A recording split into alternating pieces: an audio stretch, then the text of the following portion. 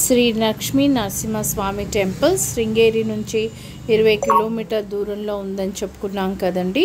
తుంగా నది ఒడ్డున చిక్మంగళూరు హరిహరపురం అంటే హరి ఇంకా లక్ష్మీ నరసింహస్వామి ఇద్దరూ కలిసి మరకతమణిలో స్వయంభూగా శ్రీ లక్ష్మీ నరసింహస్వామి వెలిశారు. అందుకే ఇది హరిహరపురం అని పేరు వచ్చింది. ఇక్కడ కుటీరాలు అన్నీ కర్ణాటక స్టైల్లో ఉన్నాయి. ఎదురుగా ఉన్న సింహాలు చూసారండి, ఏకశిలతో చేయబడింది. ఈ టెంపుల్కి రావడం నిజంగా కొండూరి పద్మావతమ్మతో మా అదృష్టం.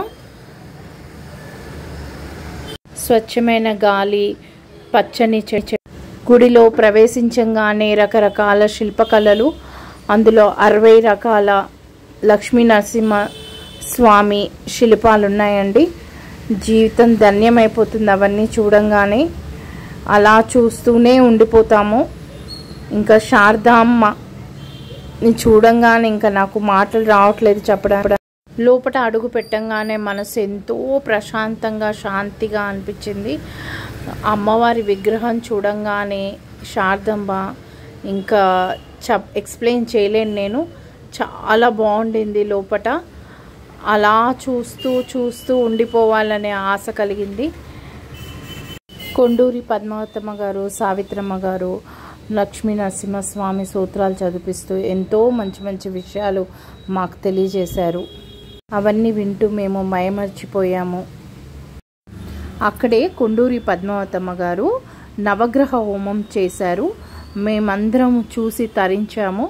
అమ్మ ఒక్కొక్క గ్రహానికి ఏ పూజ సామాగ్రి వాడతారు, ఏ రాసుల వాళ్ళకి ఆ వాడడం వల్ల ఎలా శాంతి కలుగుతుంది అని వివరంగా చెప్తూ మాకు అర్థమయ్యేటట్టు ఎక్స్ప్లెయిన్ చేస్తూ మేము చక్కగా చూసి తరించేటట్టు ఏర్పాట్లు చేశారండి. ఆ పూజ అంతా అయ్యేంత వరకు మేము అక్కడ ఉండి తీర్థప్రసాదాలు స్వీకరించి అమ్మ కృపకి పాత్రులయ్యాము. మీకు ఇంకేమైనా డీటెయిల్స్ కావాలంటే నాకు కాల్ చేయొచ్చు. లైక్ చేసి సబ్స్క్రైబ్ చేయండి. ఇంకా బెల్ ఐకాన్ క్లిక్ చేయండి. సో దట్ మీకు నా కొత్త వీడియోస్ వచ్చినప్పుడు టెంపుల్స్ గురించి నోటిఫికేషన్ వస్తుంది. సో మనమందరం కలిసి ఇంకా ముందుకు తీసుకెళ్దాం ఈ ఛానల్స్. ఇంకా టెంపుల్స్, రకరకాల టెంపుల్స్, ఊర్లు వెళ్ళి మీకు వివరంగా నేను చెప్పగలిగేటట్టు మీరు నన్ను ప్రోత్సహిస్తే నేను తప్పకుండా మీకు అన్నీ వివరంగా చెప్తూ మీకు వీడియోస్ చూపిస్తానండి. మీరంతా నన్ను ప్రోత్సహిస్తారు కదా, ముందుకు తీసుకెళ్తారు కదా.